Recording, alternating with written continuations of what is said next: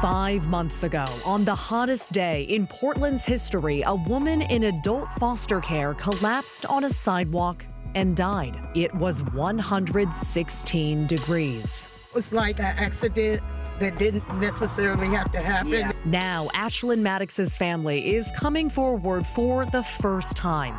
They want answers and, in their words, justice. It was a tragedy. It never should have occurred. Here's the story. Good evening. I'm Maggie Vespa. Welcome to The Story. I will warn you, we are starting tonight on a tough note. As you can see, I'm not in the studio. I'm in a neighborhood in Southeast Portland where a woman died on a hot sidewalk 50 feet from her home. It happened amid Oregon's record-setting heat wave back in June. Now, we're talking about it tonight for two reasons. Reason number one, Ashlyn Maddox's mom flew to Portland last week to mark her daughter's birthday by visiting her grave. And reason number two, that family still feels like they don't have clarity on how this happened and how they can keep other families from going through the same hell. Don't worry, you know I'll always be there for you, Ash. Through the good times and the bad times. I'm here. Your mama's here. In Jesus' name, amen, amen. When you lose someone you love, those first holidays and birthdays are pure pain. Baby, happy birthday. I'll see you on the other side. In Jesus' name, amen, amen, amen. Thursday, Ashlyn Maddox would have been 37. Her mom, Cheryl, flew in from Las Vegas to visit her only child at Rose City Cemetery. Extended family and friends came too. One friend said she had planned to pick Maddox up the day she died, the hottest day in Portland's history. But those plans fell through. Months of grief poured out. I love you too. I know. I know. Her family knew Maddox as a smart, kind little girl who grew up into an accomplished young woman, a one-time nurse with a sharp sense of humor. By and large, the public came to know Maddox as a tragic victim of this summer's record heat wave.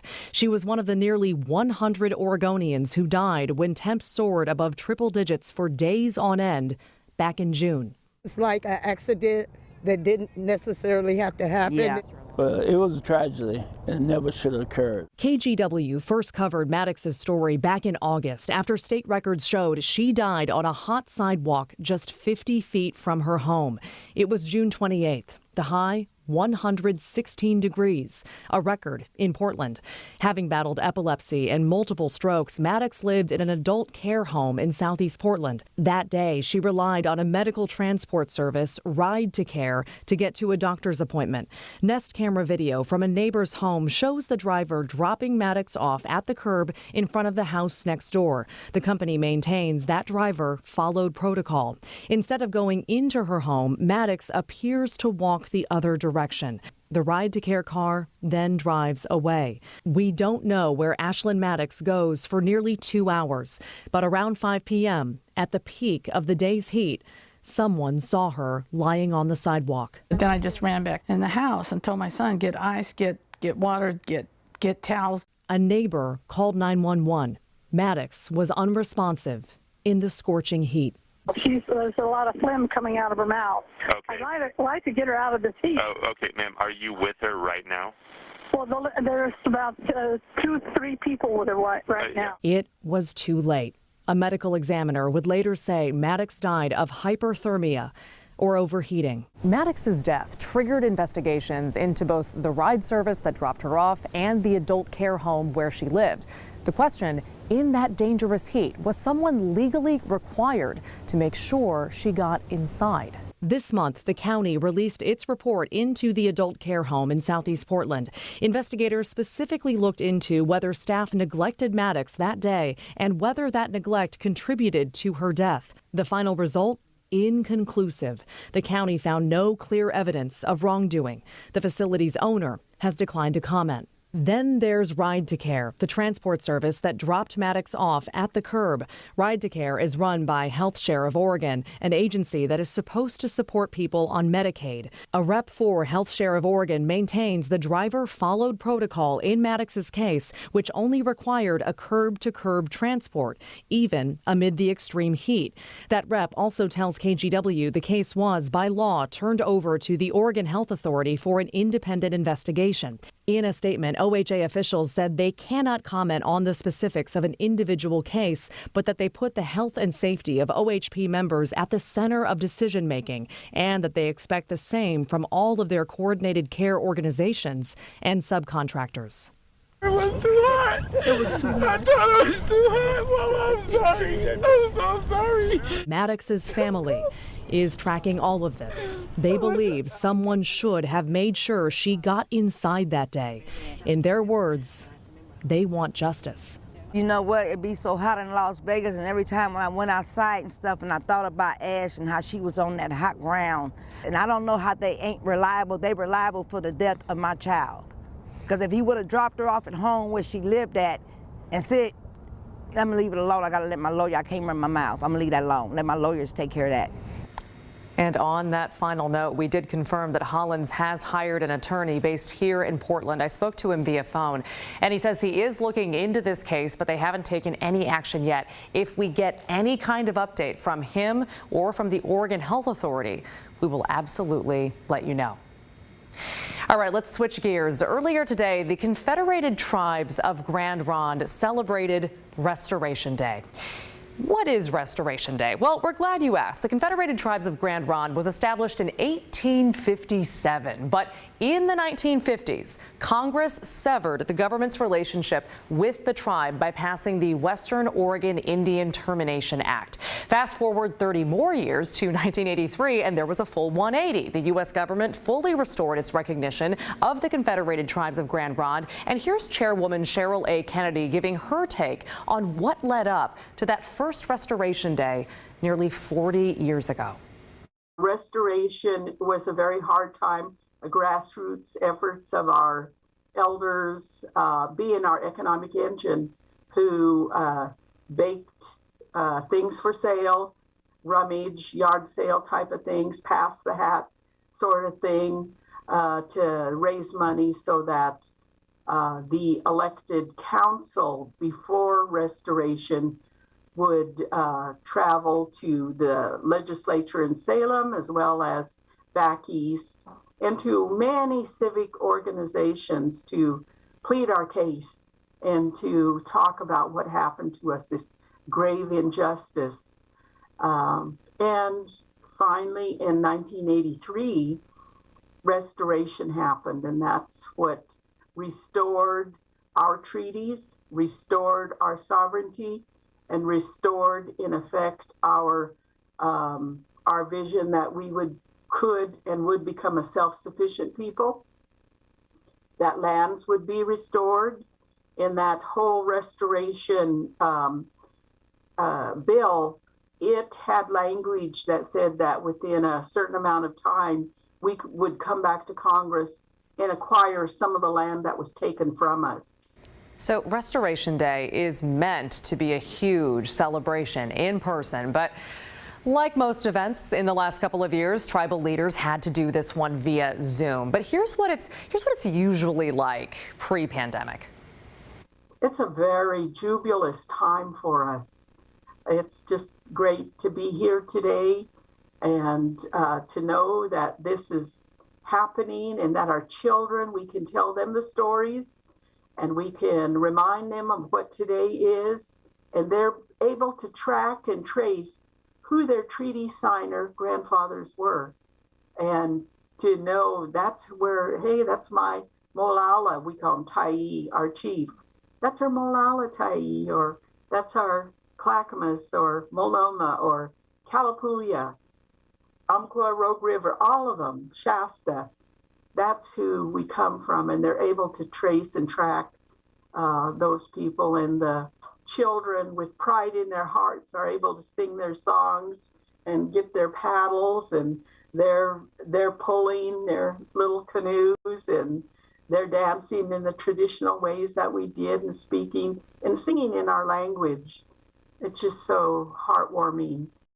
Yeah, it sounds like it. So a big thanks to Chairwoman Kennedy and the Confederated Tribes of Grand Ronde for sharing a piece of their culture with us.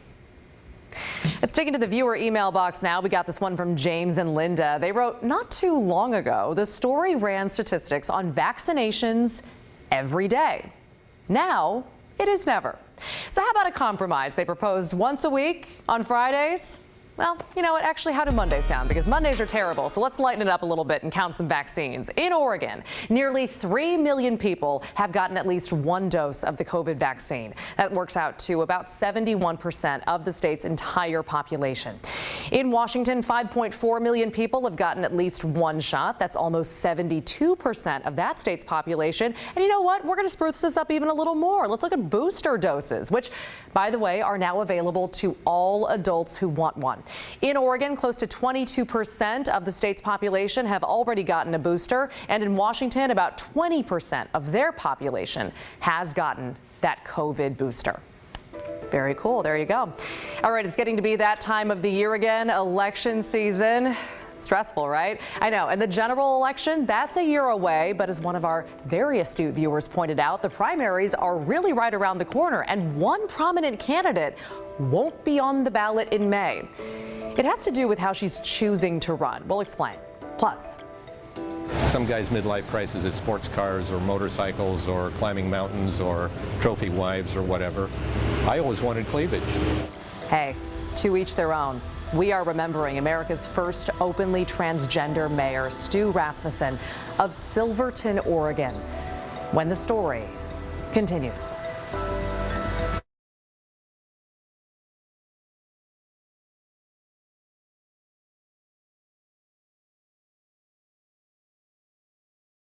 Welcome back, everybody. Keep sending those questions and those comments to thestory@kgw.com or use that hashtag #TheStoryKGW on Twitter. And speaking of, let's get to a viewer question from Thane. He wrote, you say that the election for governor is a year away, but aren't the primaries a short 6 months away in May? And then he continued, will Betsy Johnson be on the primary ballot as an independent? Will only voters registered, I should say, as independents be able to vote for her? Thane, do you want a job? Those are great questions. So first off, yes, Oregon's primary election, you're right, is on May 17th, 2022, which if you're counting is just under 6 months away. So well done. And that is when voters will decide the nominees for governor in each of Oregon's political parties. Now, Oregon has closed primaries, which means only voters who are registered with a party can vote in that party's primary. So, for example, if you're registered as a Democrat, you cannot vote in the Republican primary. But those aren't the only two options. Voters can also register with one of Oregon's 6 minor political parties. Those are the Constitution Party, Independent, Libertarian, Pacific Green, Progressive, and Working Family parties. So again, if you register with one of these parties, you can only vote in their primary election. However, come the general, that's the one that's a year away, you can vote for any candidate you want of any party. Okay, so now to Thane's question, another great question about Betsy Johnson. Will she be on the ballot in the independent primary? The answer is no. Johnson is technically running as unaffiliated, not as independent. Now, this has been kind of confusing because usually you can use those words, unaffiliated and independent, interchangeably. But in this case, Johnson is not aligning herself with any political party. So that means she will not be part of any primary in May. However, she will be on the ballot in the general election, which is almost a year away on November 8th, 2022. So mark your calendars if you're extremely type A like me. Now, of course, there is going to be a lot more on the ballot than just the governor's race. You'll also choose your state legislators and your congressional representatives. And today, Oregon got another step closer to finalizing the districts you'll vote in 2022. So many steps. Earlier this year, lawmakers redrew the state's legislative and congressional maps as part of the redistricting process that happens every 10 years with the new census. But those maps got challenged in court, mostly by Republicans who believe the new district boundaries unfairly favor Democrats. However, one of these, argued that Democrats drew a state House district so that one of their own members would lose his seat. There he is. Democratic State Representative Marty Wilde represents part of Southeast Eugene, but the new map makes his district a lot more rural and more likely to be won by a Republican. Wilde is not part of the lawsuit, but he says he supports it. He claims he's being punished for planning to challenge Democratic Senator Floyd Przansky in a primary for his seat. Well, today, the state Supreme Court threw out that lawsuit, along with another one challenging the new legislative maps. The court said basically these challengers were not able to prove the new maps violated any laws. However, Oregon's new congressional map is still in limbo. There is a separate lawsuit against that one claiming it's gerrymandered again to favor Democrats. A panel of judges has until this Wednesday to rule on that. So we'll let you know what they decide.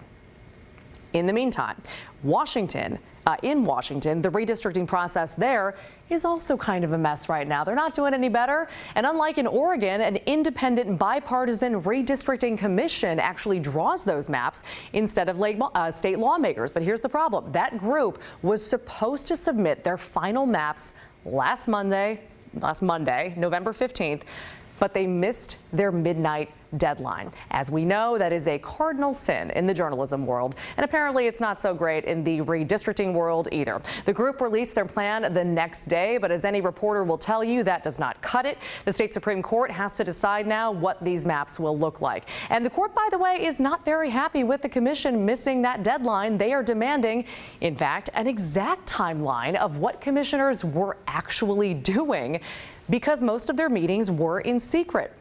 The court order literally says it is unclear what actions the commission took prior to midnight on November 15th, 2021, and it is unclear what actions the commission took after midnight on November 15, 2021. There are also allegations that this violated public meetings laws. So, like I said, it's kind of a mess right now in Washington. One lesson in all of this: deadlines matter. You can hear our bosses applauding from here. Very nice. Moving right along tonight, if you feel like everything is more expensive these days, you are obviously right. That's a pretty terrible thing going into the holiday shopping season, we know. But economists do see a light at the end of this tunnel. We'll talk inflation when the story continues.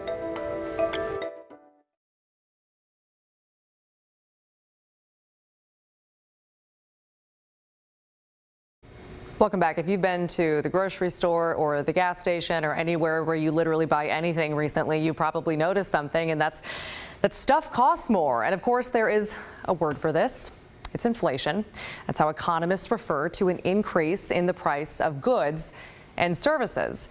One of the ways we measure inflation is via the Consumer Price Index. Basically, economists look at the price of everyday things that people buy, things like groceries, gas, clothes. They bundle all of that together and they see how prices change over time. So in the West region, which includes Oregon, prices are up 6% from October of last year. So something that costs $100 last year might cost $106 today. And you might be thinking, that doesn't sound like a lot. And there's no way that gas prices are only up 6%. And you're right. Remember, 6% refers to the average for all prices in this fixed bundle of goods and services. But inflation has hit some industries way harder than others. Meat and poultry prices are up almost 15% from October of last year. It's something you might have noticed when you bought your Thanksgiving turkey. And if you bought a used car recently, you're definitely feeling it too. Those prices are up more than 26% from this time last year. And something we've heard from a lot of you, gas prices are skyrocketing, up nearly 43% since October of 2020. So the question is, why is this happening? And more importantly, how do we make it stop? So we asked Josh Lehner, an economist with the state of Oregon, what is causing this rise in prices? And, you know, as you might have learned back in high school, if you were paying better attention than me, it has to do with supply and demand.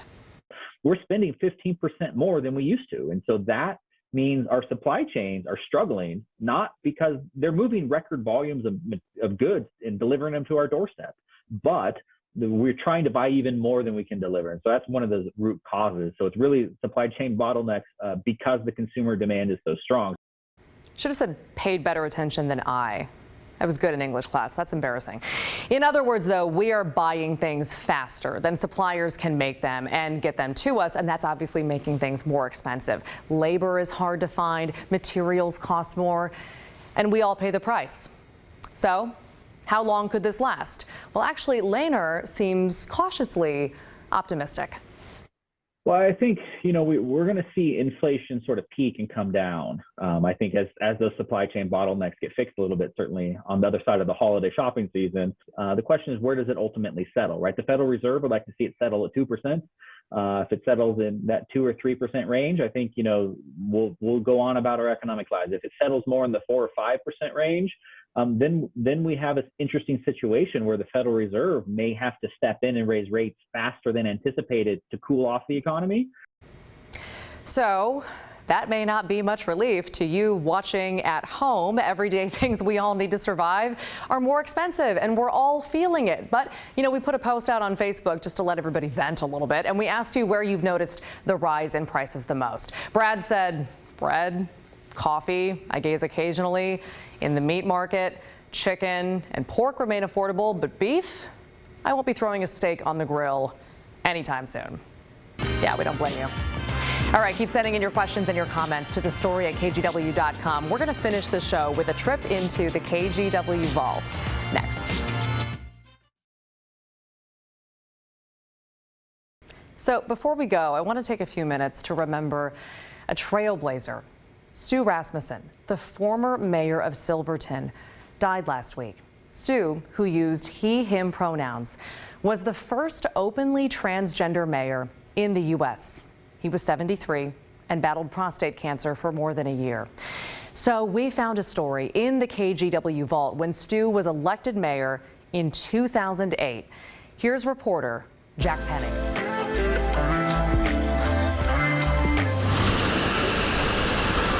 A small town of 10,000 in the heart of the Willamette Valley, now a center of political attention. Congratulations. So very happy, and everybody's happy for you. The mayor-elect is the most popular guy here. Stu's very, very devoted to this town. So he wants to maintain the integrity of Silverton. Stu won by 13 points, even though Stu You're on Water Street in downtown Silverton. doesn't look like a Stu. Some guys' midlife crisis is sports cars or motorcycles or climbing mountains or trophy wives or whatever.